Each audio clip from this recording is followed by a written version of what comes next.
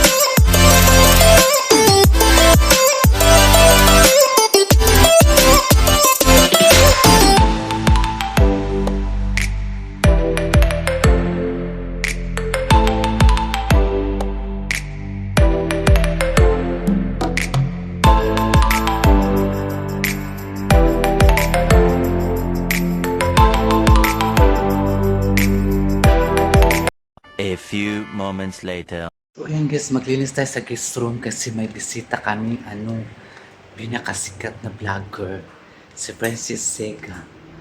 Yung tendera sa Africa siya guys. So linisin natin yung mga room kasi 2 room gagamitin namin guys. So maglinis kami sa room. So ayan. Naglinis pa dito si Maria. Maria! Ayan si Maria, may pabugot-bugot pa sa iyang buhok. May bisita kasi kami galing sa sa Africa. Ayan, si Papa ka kasi sa pikas mo. Maka? Walis. Nasa guest room? Oo. Ako na magwalis doon. Tapos, kung mabaho yung bunganga nyo guys, i-spray nyo lang to Ay best ko sa i-spray. Si, sa pinan ko siguro na. Ha? Sa pinan ko siguro na. Asa? Ito? Pagpagin mo na lang Hindi na matanggal eh. Gibras na nakakot na. A few moments later. Maglinis pa tayo dito sa CR. Ito yung CR sa guest room guys. Ayan. Punasan na lang natin yan kasi walang managamit. Hindi siya hindi siya madumi. Diba? Walang managamit. So linisin lang natin. So dito, nakalagay na ako ng biddings for the visitors kay Francis Siega. Ayan. Para po yung kay Francis Siega guys. Kasi tomorrow is maglalakbay na naman kami doon sa Britanya. Doon na lang abang-abangan yung mga kabanata ni Saragaga doon sa Britanya. Actually guys, nakapunta na kami doon. Pang ilang beses na kami nakapunta doon. Kaya lang, ay sama namin doon si Princess Sega kasi hindi pa siya nakapunta doon sa Britanya. So, na lang tayo dito guys, magpunas-punas para walang alikabok na masagap sa ating mga bisita. Kasi kailangan natin ang room ay cleanliness and orderliness. Di ba? 2,000 years later.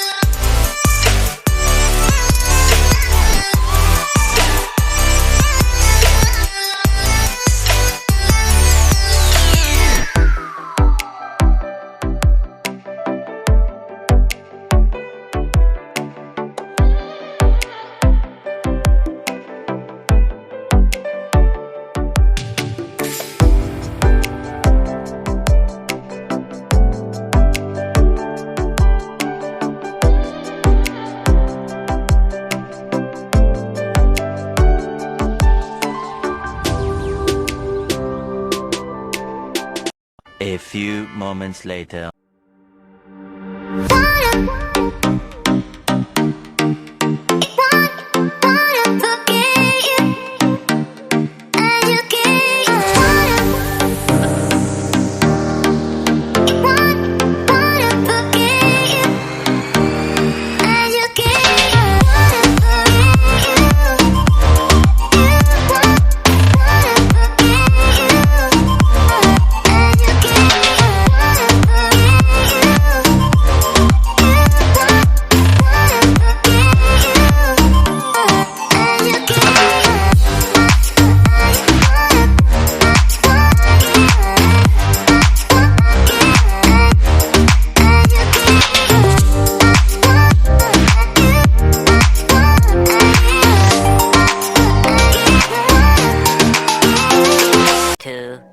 Years later.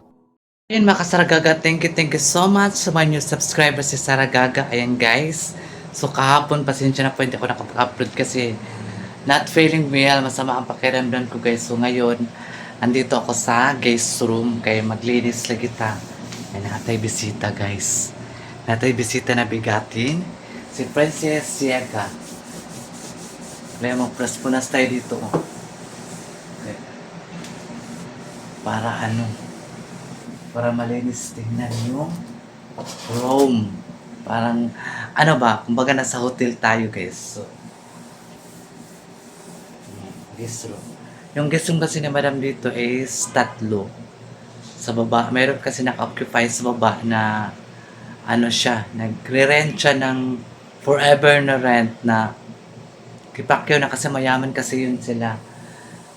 Mayaman kasi yung asawa niya ay seaman, nakapangasawa siya ng seaman. Kaya wala siyang ano doon. Fully book siya. Pila ka year ang ano niya doon. Kung makaya niya. Sa guest room, sa number 1 guys. Occupy na po sa number 1 kasi yung nakatira doon guys ay may kaya. So, naano na niya ang 3 years. O, more than pa sa 3 years kasi may kaya yung asawa niya doon na. Kasi yung asawa niya guys, seaman. Minsan yung asawa niya nagapanday. Kaya doon siya na-occupy sa number 1. Kung nasa natin yung mga bintana, baka ano, ay kabo. Kabo nga. Ay.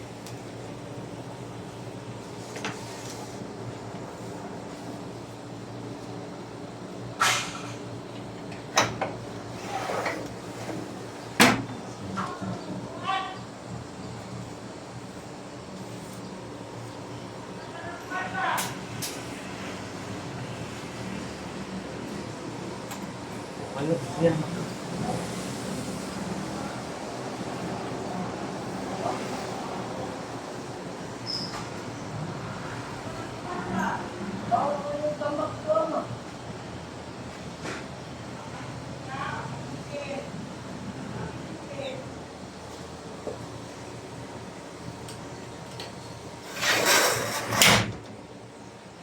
So, ayan.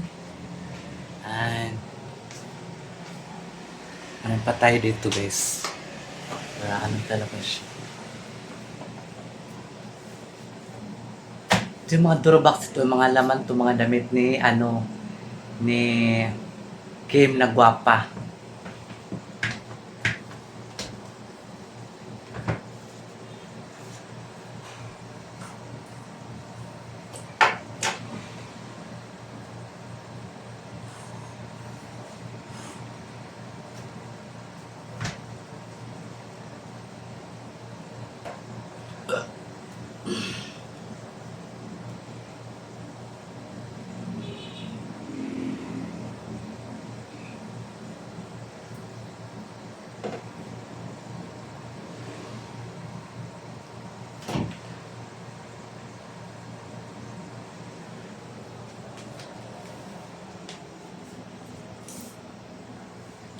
Kaya walang TV, tinanggal namin ng TV dito guys kasi dinala doon sa rest house kasi yung TV doon nasira.